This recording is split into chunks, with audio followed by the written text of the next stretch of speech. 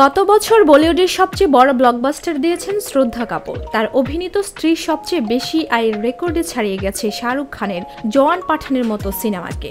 এবার স্ত্রী ফ্র্যাঞ্চাইজির তৃতীয় কিস্তির অপেক্ষায় শ্রদ্ধা। ভৌতিক সিনেমার জগতে ইতিমধ্যে নিজের অবস্থান বেশ পাকাপোক্ত করে ফেলেছেন অভিনেত্রী। তবে চমকে দেওয়ার বিষয় এই যে আসন্ন আরও 8টি ভৌতিক সিনেমায় দেখা যাবে শ্রদ্ধাকে।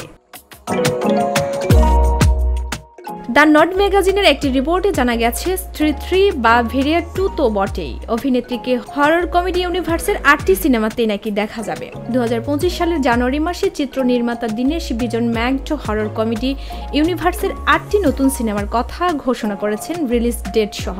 আর এই সবগুলো সিনেমাতেই থাকছেন শ্রদ্ধা।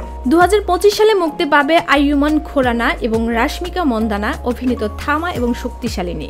এরপর আসবে ভেরিয়া 2, চামুন্ডা, স্ত্রী 3, মহামঞ্জা, পেহেলা মহাযুদ্ধ, দোসরা মহাযুদ্ধ।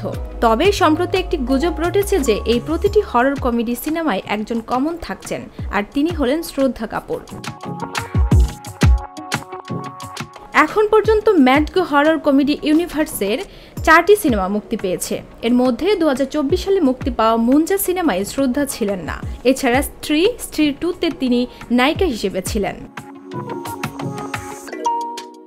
এমনকি বরুণ ধাওয়ানের ভেরিয়াতেও একটি গানে তাকে দেখা গিয়েছিল।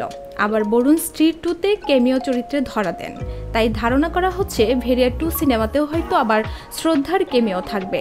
স্ত্রী 3-এ তো তিনি থাকবেনই, কিন্তু সেই দুটো সিনেমা ছাড়াও নাকি 8টি ভৌতিক সিনেমায় দেখা মিলবে অভিনেত্রীর। আর এমন সংবাদে উচ্ছ্বসিত শ্রদ্ধার ভক্তরাও। এখন শুধু অফিসিয়াল ঘোষণার অপেক্ষা। ডেস্ক রিপোর্ট, ভোরের পাতা।